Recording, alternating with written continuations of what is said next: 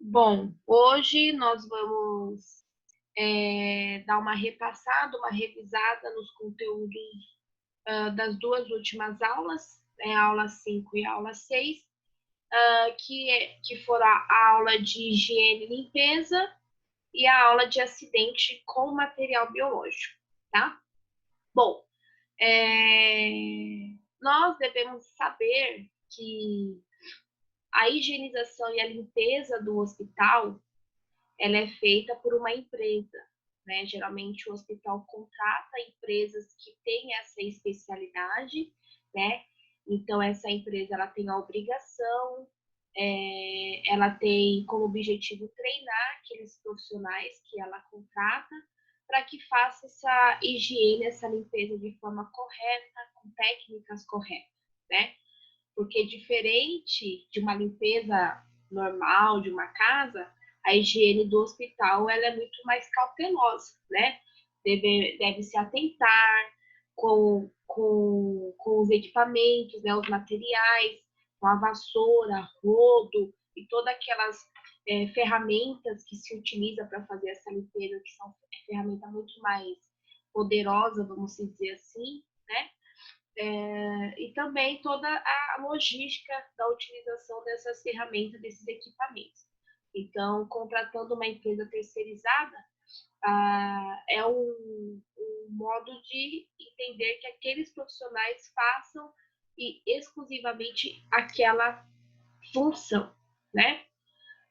E também, para continuar falando sobre esse assunto, é importante a gente entender alguns termos, né?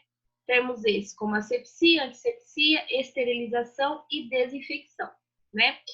Então, veja só, quando eu falo em asepsia e antisepsia, são dois termos muito semelhantes, né? Porém, eu posso falar assim para você, ó, essa caneta aqui, ela é um objeto, né, asséptico, né? É um objeto que, no caso, é ausente de germes e bactérias e micro-organismos, né? E para ela ser uma caneta asséptica, ela passou por um processo de antisepsia, né? No caso aí, foi utilizado algum produto específico, né? Com as recomendações do fabricante daquele produto, daquele antisséptico, e eu, né, utilizei nessa caneta aqui e ela se tornou um produto, um objeto asséptico, né? Então, a antisepsia é o processo, né?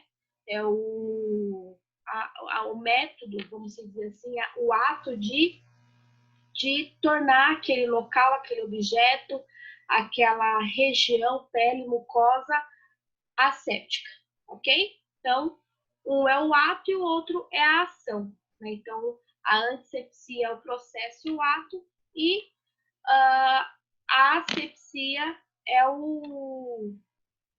no caso, o resultado final, ok? Esterilização e desinfecção, né? No caso, a desinfecção, ela é um processo, né, também utilizando produtos e técnicas conforme recomendação do hospital, que destrói alguns micro-organismos, não todos, né? E esterilização, sim, ela é uma técnica de limpeza onde se destrói todos os micro-organismos, né? Até os mais resistentes, né? Que temos aí das classificações dos micro-organismos, temos os esporos, que é um micro-organismo bastante resistente e que a esterilização consegue eliminá-lo, tá? Então, a gente fica um pouco confuso, mas, como eu vou usar, quando eu vou desinfectar e quando eu preciso esterilizar, né? Então, a gente tem que entender que a desinfecção ela vai ser utilizada para alguns materiais e a esterilização para outros materiais, né? E a gente vai entender agora quais são os materiais que passam por esses processos, né? Que no caso é o próximo assunto aqui, que é entender a classificação desses materiais, né? Então, o que seria classificar esses materiais, né? Então, eu tenho material crítico, material semicrítico e material não crítico, né? Isso significa o quê? Os materiais críticos é aqueles que participam de procedimentos invasivos, né, do paciente. Então, aquele o quê? Que perfura, que corta, aquele que está presente ali no processo cirúrgico, né? Então, são materiais que entram em contato interno, vasos sanguíneos, tecidos internos, né? Então, esses são os materiais críticos. Por ser materiais que participam de processos invasivos, eles devem ser esterilizados. Esses materiais não devem ter vestígios de micro-organismo, por quê? Porque ele vai entrar em contato interno da pessoa, né? Então, ele vai perfurar, ele vai participar de processos invasivos, como eu falei, né? Já o material semicrítico é aquele material que não participa de procedimentos invasivos, porém, ele pode estar presente em contato com pele não íntegra.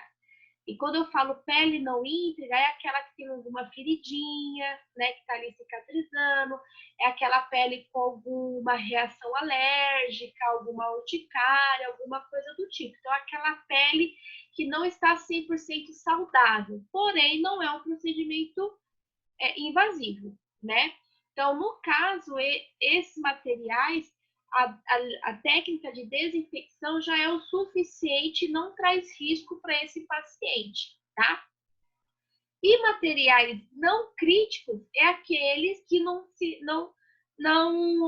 materiais normais, né? É aqueles que não vai nem participar de processo cirúrgico, muito menos vai estar em contato com pele com lesão, coisa do tipo, né? Aqueles materiais que vai estar em contato com pele normal, né? São materiais como, por exemplo, uma comadre, que é para fazer as necessidades e eliminar dentro ali de e descartar, né? Na privada, enfim. Então, esses materiais, ele pode, passando por uma limpeza simples, água e sabão, né? Já é o suficiente, tá? Então, é importante a gente entender essas classificações para, assim, entendermos qual é a técnica de limpeza segura para esses materiais, né? Dentro dos hospitais, nós temos o setor de CME, né? Central de Material e Esterilização, que são também funcionários do hospital, né? Técnicos de enfermagem, auxiliares, que trabalham somente nisso, né? Em fazer a esterilização dos materiais que devem ser esterilizados, fazer a desinfecção dos materiais que devem ser desinfectados, né? Então, é um setor que tem uma logística bem específica, né? Tem porta de entrada, porta de saída, a sala suja, a sala limpa, o depósito, né? Então, os funcionários não podem ficar transitando entre essas salas, então é bem complexo mesmo a logística de funcionamento desses setores, visando o quê? A responsabilidade e a qualidade daquela higiene, da limpeza daqueles materiais, né? Então, são materiais que vão participar de cirurgia, né? Que vai estar lá presente, vão ser utilizados em cirurgias ou qualquer outro procedimento, né? Invasivos, enfim. Então, são materiais que devem estar assegurados com qualidade, né? E se houver uma falha, né, nesse processo todo de limpeza, esterilização, enfim, o que é a consequência? É talvez uma infecção hospitalar, uma infecção generalizada, e assim as coisas podem ir se complicando, ok? Tudo essa dúvida que você tinha? Isso é que lá estava perguntando quais os materiais necessários Não, qual que é a limpeza utilizada em material para fazer. semicrítico? Ah, sim. Entendeu? Então tá aqui a resposta. Qual a limpeza utilizada em material semicrítico? Uhum. Ok? Ok. Tá? Além dos materiais, né, que são utilizados, enfim, nós temos também as roupas, né? E as roupas também são roupas sujas. Depois de utilizado, depois de ter secreção, urina, fezes, vômito, sangue presente, então são roupas também contaminadas e devem ter todo o cuidado também, tá? Então, nós também temos profissionais, muitas das vezes é da higiene, ou às vezes da lavanderia, às vezes o hospital tem a sua própria lavanderia, né, que tem uma rotina e uma frequência de passar nos setores e retirar todas aquelas roupas sujas que devem ser lavadas e desinfectadas, né? E aí, no caso, a nossa responsabilidade como técnico é o quê? Acomodar essas roupas de modo correto, né? Então, como eu disse na aula, dentro dos hospitais nós temos também os tais cestos de roupa suja, que na verdade o nome correto são os hampers, né? Então, o hamper nada mais é que uma estrutura metálica onde se encaixa uma sacola, no caso, específica para roupa, né? Geralmente ela tem a cor verde, tá? E esse cesto, enquanto você está fazendo toda a troca de roupa, enfim, do paciente, ele deve ficar próximo à porta do quarto, né? E ali você faz toda essa troca, acomoda essas roupas dentro desse cesto. Quando você finalizou, fechamos esse saco, né? Geralmente eles têm uma cordinha semelhante a esse saquinho aqui, então você fecha e assim você transita o setor até chegar na sala específica para acomodar esse tipo de material, né? No caso, a roupa suja que deve ser passada pelo processo aí de reprocessamento, de limpeza, enfim, né? Geralmente essa sala, o nome da sala, né? Tudo dentro do hospital, todas as salas têm um nome, né? Então, nós temos DML, que é o depósito de material de limpeza, onde fica material de limpeza, e temos o expurgo, que fica todo os materiais que vão ser reprocessados, né? Enfim. E, no caso, o saco, né? O cesto de roupa suja, ele deve ficar nessa sala até vir aí o próximo horário de retirada de roupa, vamos dizer assim, tá? O importante é que esse é material contaminado, então a gente vai manusear ele com luvas, né, paramentada, bonitinho, porque toda aquela estrutura entende-se que pode estar contaminada, né? E sempre com esse saco fechado para não estar aí eliminando, sei lá, né? Não sabemos o que contém nessas substâncias, né? Que contém naquelas roupas. Então pode, de alguma forma, eliminar, até mesmo o odor é desagradável, visivelmente também não é agradável. Então a gente fecha também deve fechar esse saco, ok? Continuando aí em falar sobre limpeza, nós temos técnicas de limpar, né? Limpar a sala, limpar o quarto, os setores, enfim, né? E nós temos as técnicas que seria limpeza terminal e limpeza concorrente, né? Então, esses termos é muito bem falado, muito utilizado no decorrer da nossa rotina, né? Eu até linkei um vídeo para vocês, acredito aí que todos que têm interesse assistir o vídeo, na verdade é um vídeo preparado por uma empresa, né? Então, aquelas empresas que vendem aqueles materiais, que são materiais utilizados para limpar o hospital, e eles também acabam disponibilizando treinamento de utilizar aqueles materiais, né? Então, é bem legal aquele tipo de vídeo. Lá deixa bem claro que a limpeza concorrente e que a limpeza terminal. Nós já sabemos a frequência disso. Então, a limpeza concorrente a gente faz todos os dias e quando necessário. Limpeza terminal se faz toda vez que for um paciente de alta, transferido, óbito, então, entre um paciente e outro. Então, essa é uma rotina básica, né, de limpeza. Então, eu costumo dizer que a limpeza concorrente é aquela limpeza básica, aquilo que a gente vai limpar a bancada, vai limpar os principais locais aí onde a gente coloca a mão, né? Então, é tudo, eu costumo falar que é tudo a limpeza na horizontal. Então, as bancadas, a cama, né? Enfim.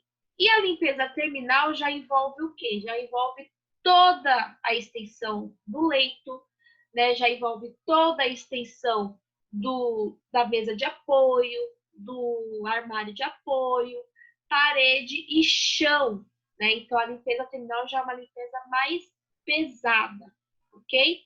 Obviamente que tem setores que exigem que tenha a limpeza terminal com mais frequência, né? Não exatamente quando sai entre um paciente e outro, né? Como nós colocamos no centro cirúrgico, a sala operatória. É uma frequência diferenciada, né? Então, ali já é uma rotina muito mais intensa de limpeza terminal, ok? E, concomitantemente, no mesmo momento que você está fazendo a limpeza, você vai estar utilizando produtos e técnicas de desinfecção. Então, aonde se faz a desinfecção concorrente à desinfecção terminal, utilizando a mesma frequência básica que eu falei anteriormente, que é a concorrente todos os dias e quando necessário, e a terminal quando alta transferência e óbito, né? Porém, nós temos as entrelinhas que também se faz a terminal em alguns setores com frequências um pouco mais intensas, ok? Então, esses termos de técnicas de limpeza e higiene é o que a gente deve levar e de entendimento, né? No caso, nós da área que trabalha diretamente com o paciente, nós fazemos a limpeza também. Se for necessário, a gente também tem que fazer uma limpeza terminal ou auxiliar, porque tem equipamentos que os profissionais da higiene não colocam a mão, né? Eles não podem, até mesmo por zelo, por ser equipamentos que somente a enfermagem, quem trabalha diretamente sabe manusear, sabe onde encostar ou não.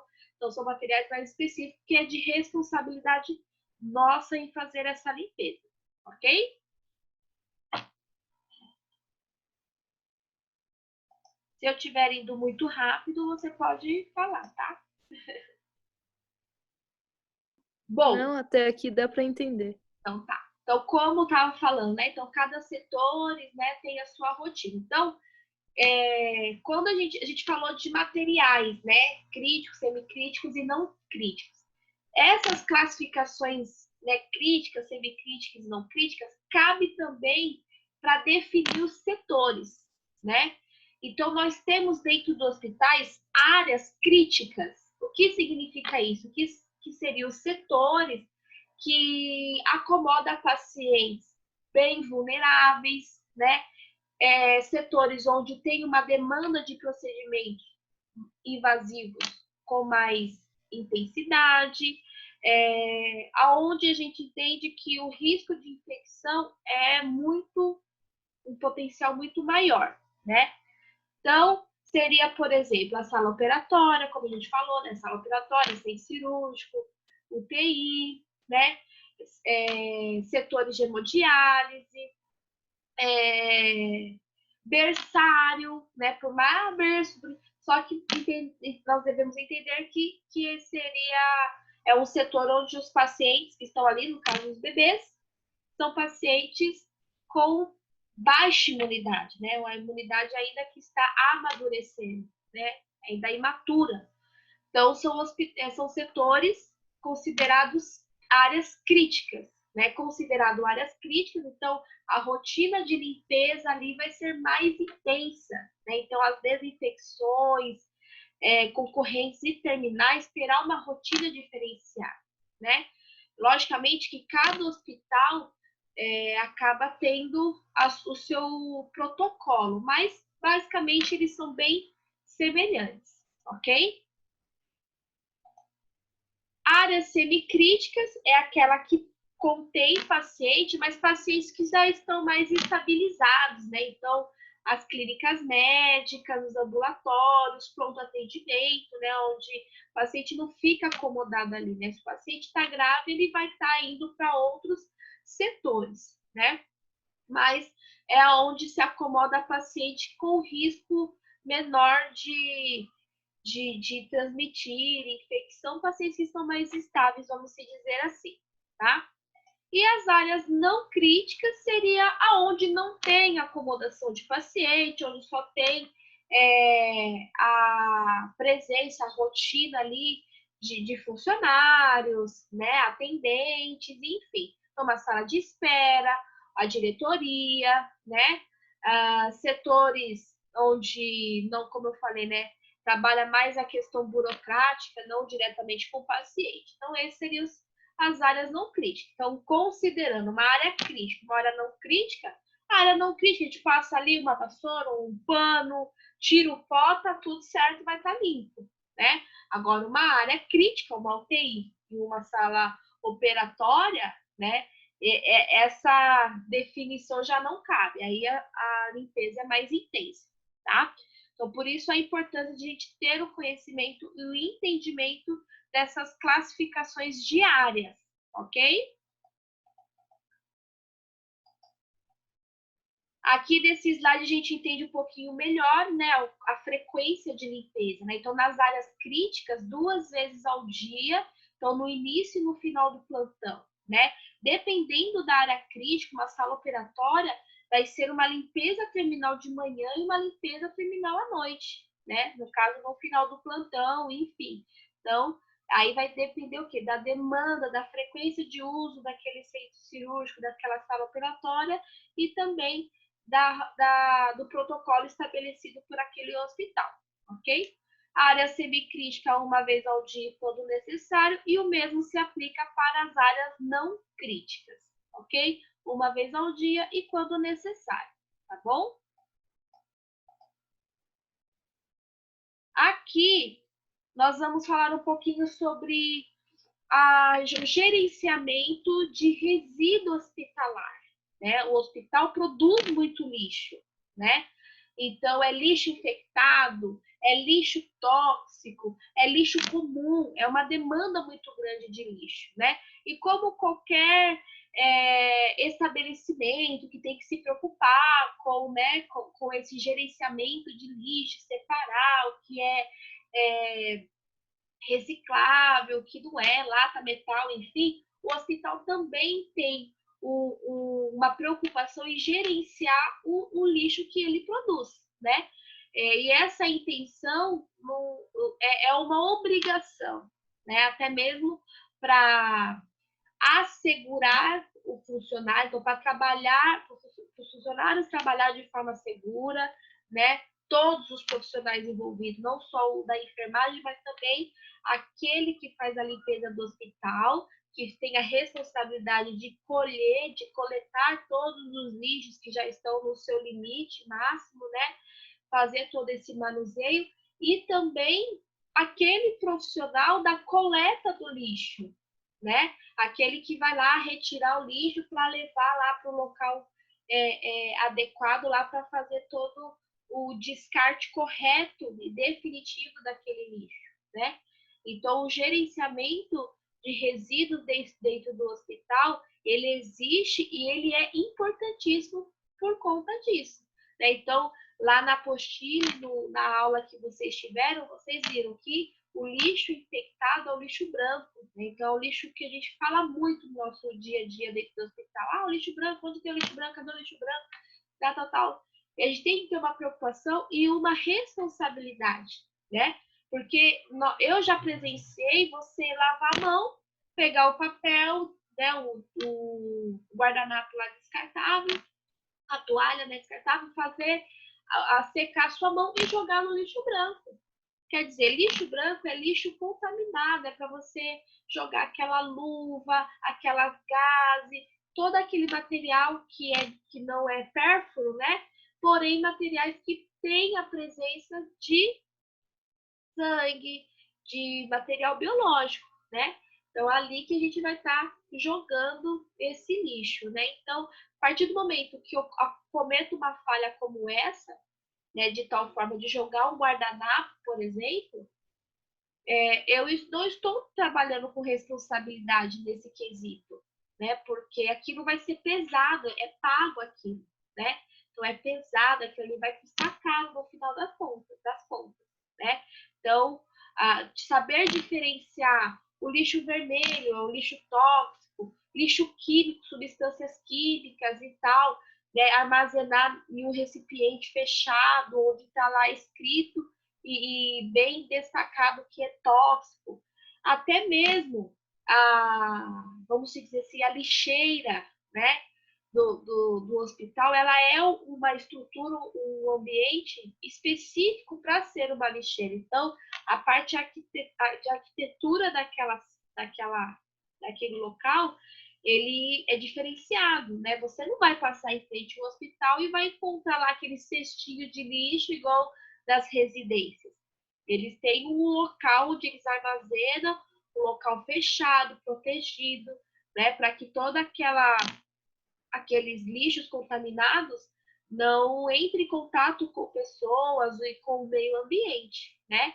E aí também o coletor daquele lixo é uma empresa específica para fazer a coleta daquele lixo específico, que ele tem que estar paramentado, ele tem que saber manusear, né? E a empresa que faz isso também tem toda a responsabilidade de eliminar definitivamente aqueles lixos com responsabilidade, né? Cada um da forma correta, né? Então, se vai ser incinerado, se vai ser queimado, se vai ser desintoxicado para depois virar um lixo comum, isso tudo é responsabilidade dessa empresa, ok? E, por fim, o acidente com material biológico, né? Que é uma preocupação no dia a dia do funcionamento de um estabelecimento de saúde. Nós aprendemos que muitos acidentes de trabalho acontecem por atos inseguros, né? Então, quer dizer, um descuido, não se atentou ali naquela pressa, naquela ansiedade, acabou se perfurando, né? Ou acabou descartando em local incorreto, e aí um colega que foi manusear depois acabou se perfurando, né? Então, tem vários motivos por quais acontecem os acidentes pérfuro-cortante, né? E, para falar de acidente pérfuro-cortante, nós precisamos conhecer quais são os materiais biológicos, né? Então, na última aula, né, nós falamos somente disso, né? Então, todas as secreções que o nosso corpo produz, né? Então, líquido sinovial, leite materno, líquido amniótico, líquido cefalorraquidiano, sangue, urina, fezes, lágrimas, saliva, né? Todos eles têm a potencialidade de transmitir doenças, de conter micro-organismos ali. Uns com mais alto, com mais potencialidade, outros menos. Porém, todos eles têm a potencialidade de transmitir doenças, né? Então, por isso que quando eu me exponho, né, eu preciso me paramentar, né? Eu preciso, eu vou cuidar de um paciente tal, igual neste momento nós estamos com o extremo, o nosso grande vilão aí do coronavírus é as gotículas, é a saliva, né? Então, aqueles profissionais que estão cuidando desse paciente sabem que a saliva, a gotícula é o grande vilão, né? Foi aquela aula de precaução que nós tivemos, né? Então, qual que é o fluxograma? O que deve fazer quando isso acontece? Aconteceu, pronto, não vou chorar as pitangas, tenho que tomar uma atitude, né? Então, a primeira coisa a se fazer é lavar, né? Então, o passo a passo que nós falamos lá na aula. Então, lavar abundantemente, né? Então, lavar em água corrente abundantemente, essa é a primeira conduta, imediatamente. Comunicar a chefia, né? E ali já tentar identificar o paciente, se for possível. Então, quando eu me perfuro ali no momento do procedimento, é mais fácil, a gente já vai estar ali frente a frente com o paciente. Agora, foi manipulando um lixo, foi manipulando uma caixa de pérfuro cortante, aí já é difícil da gente saber quem é o paciente fonte, né? Então, isso aí acaba sendo um ponto negativo nessa situação, né? Então, lavei, comuniquei à chefia, identifiquei o paciente fonte, já conversei com o paciente, já solicitei autorização para coletar o exame, o sangue desse paciente, tá? Próximo passo é o quê? E passar no médico, né? Então, se você está no hospital, pronto atendimento, lá mesmo que vai ser resolvido. O próprio clínico que tiver de plantão vai saber toda a conduta a se fazer mediante essa situação. Ali mesmo ele vai estar liberando toda a parte burocrática, então a solicitação dos exames seu e do seu paciente fonte, toda a documentação de acidente de trabalho, de acidente com material biológico, né? Então a ficha de notificação, para que o setor lá, o CCIH, tenha ciência que houve um acidente e quem foi, né? Qual o funcionário que foi, para que ele possa acompanhar esse funcionário, os exames, enfim, tá? Aí é uma questão, se eu tenho paciente fonte, eu consegui identificar, mediante o resultado desse paciente, vai ser aquela questão, vou ou não precisar utilizar e fazer o tratamento profilático com os antirretrovirais, né? Por quê? Mesmo se aquele paciente fonte for positivo, o meu exame rápido não vai constar positivo, porque nós sabemos que as doenças têm períodos de incubação, né, para que ela possa se manifestar e definitivamente constar o positivo do seu exame, né? Então, o que vai determinar se eu vou ou não precisar desses antirretrovirais é o resultado do exame do meu paciente fonte, ok? E também, logicamente, o médico ele vai classificar o meu acidente, né? Então, lá na aula também, na aula 6, nós temos as questões que pode ser classificado, né? Então, se o acidente foi leve, se o acidente foi moderado, se o acidente foi grave, né? No caso aí, só foi um respingo, então, mas a pele tá machucada? Não, não tá. Então, é um acidente leve, lavou bem, lavei. Então, ele vai classificar também. Então, junto com a conduta do médico e também os resultados dos exames, é onde vai determinar se você vai precisar ou não entrar com o tratamento profilático, que é o antirretrovirais, que são um coquetel de remédio extremamente forte, que traz muita reação, né, adversa, né, então são bem ruins. E tem a situação também de funcionário que não quer. Ele, por escolha, ele sabe, não quer fazer o tratamento, não quer seguir com o protocolo, com esse fluxograma, e aí é onde a chefia vai fazer o quê? Então, tudo bem, você não quer? Tudo bem. Então, você vai fazer o quê? Você vai assinar um termo, né? Você vai assinar um termo onde você não quer fazer aquele tratamento, né? Então, aí o hospital já está respaldado, né? Que deu condição, ofereceu o tratamento, mas quem não quis foi o próprio funcionário, tá certo? E como eu falei, o CCH tem que ser comunicado, tem que tomar ciência, ele tem que saber do que está acontecendo, porque ele vai acompanhar. É obrigação desse setor acompanhar, né? Então, além dele tomar ciência do que está acontecendo, aconteceu uma vez, no outro dia aconteceu de novo. Mas o que está acontecendo que todos os funcionários estão se acidentando? Aí observa lá a logística do acidente, basicamente da mesma forma. Alguma coisa está acontecendo, eles, né, vão ter o quê? A iniciativa de tomar alguma providência, mudar alguma coisa, ver se a culpa é do equipamento, enfim, eles vão buscar alguma solução. E também acompanhar, né? O fluxograma também fala que esse no caso, o acidentado, ele vai ter um acompanhamento com o infectologista, né?